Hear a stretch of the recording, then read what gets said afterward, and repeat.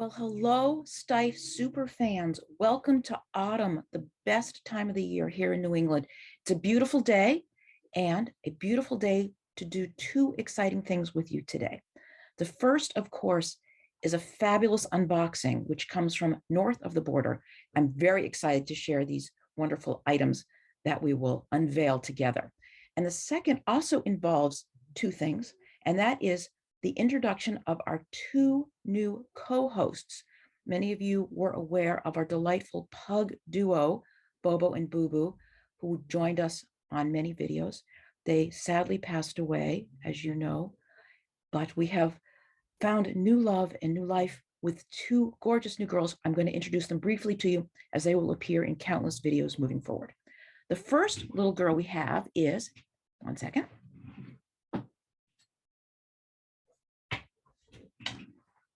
Yes, look, a beautiful black girl. She comes to us with the name Chanel, like the fine designer and fragrance. And since she is the fifth pug we have owned, she will now be known as Chanel number 5. So please welcome her with open arms.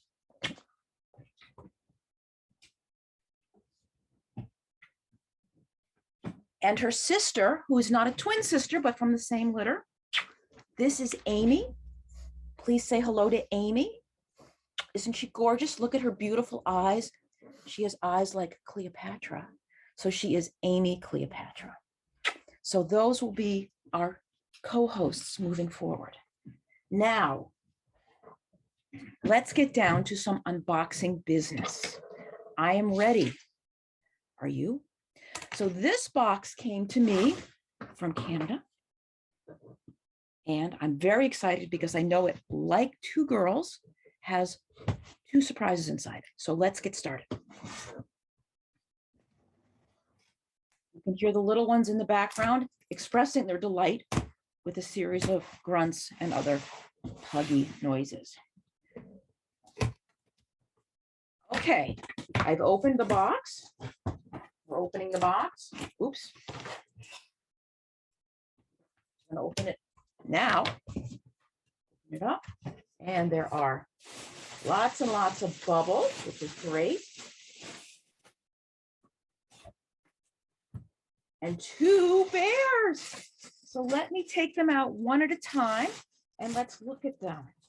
Oh, how beautiful. Oh, how lovely. Look at you. Look at this lovely bear, dressed perfectly, dressed like a pumpkin. How wonderful for October what it is, and a beautiful necklace. Let me see.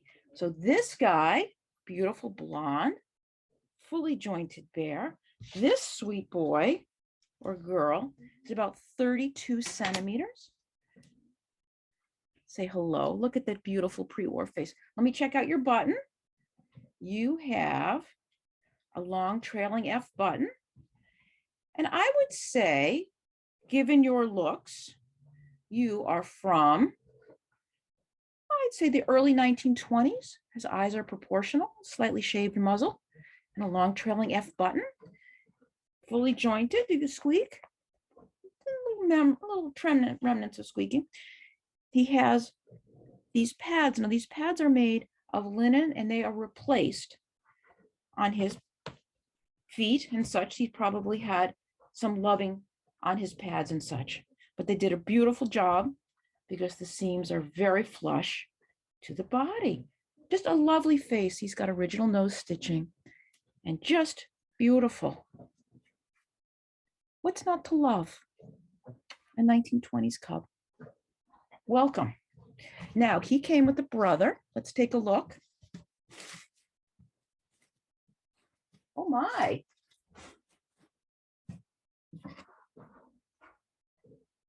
Look what we have here. Does that face ring a bell? Look at the face. You know what this is? It's a wonderful Dickie, a Dickie bear. And this sweet boy, all blonde mohair, measures also about 32 centimeters. So they are brothers from a different mother, these two little loves. So what makes a Dickie a Dickie? Well, this wonderful bear design came in the line in 1930 and was produced in different forms and variations in terms of materials and colors through the early 1940s. And Dickie, wonderful. The last named bear pre-war.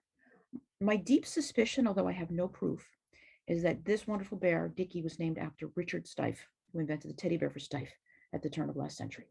But what makes Dickie a Dickie, of course, is this wonderful facial construction, sort of a poutiness to him, sort of serious.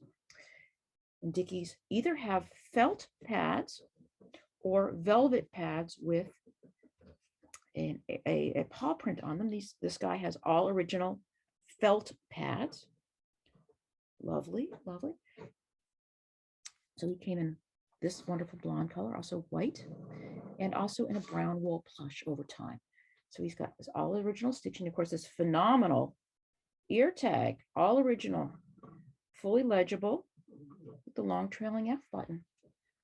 So a wonderful Dickie bear. One of the things that's very interesting about Dickie is the era in which he was produced. He was produced right at the beginning of the 1930s through the 1940s, which of course were not the best times in Germany or really any time in Europe. Steiff was having some supply chain issues and some work issues and all sorts of things that come along with a bad socioeconomic period. And so Dickie was produced as what they called a cheap model. And I think that the word cheap gets somewhat lost in translation. I don't think they meant like, inexpensive or cheesy or anything negative. It simply meant he was produced with efficiencies. And that was in order to make the most of the materials and make the most of the labor that was available at the time to produce this wonderful bear. And generally in manufacturing for at least teddy bears, there's several ways to reduce costs or redundancies. And that would be to use as little material as possible or to use a substitute material. In other words, if something was very expensive, you would substitute it for a less expensive material. In other words, felt, which is traditionally used for felt pads, was replaced with velvet, and in some of the cases of the Dickies. And other things that you can do to reduce costs and such are reducing the jointings or making the assembly or the cutting simpler. And for whatever combination of those items, Dickie was produced, and I believe his muzzle was a little bit easier to produce than a standard teddy bear muzzle. And also on some models, the velvet on the paw pads replaced the felt, which was more expensive. And that was made more appealing and more sort of exciting by an airbrushing pattern, which didn't cost very much money at all, but gave it a special flair. So anyway, this is wonderful, beautiful Dickie. Fabulous, distinctive face, wonderful ear tag, and just delighted to have him as part of this fall unboxing. So that's what I have for you today. Wonderful 1920s bear, wonderful early 30s bear, and the love continues with teddy hugs for all. Have a wonderful day, and I hope to see you soon for our next unboxing. Bye for now.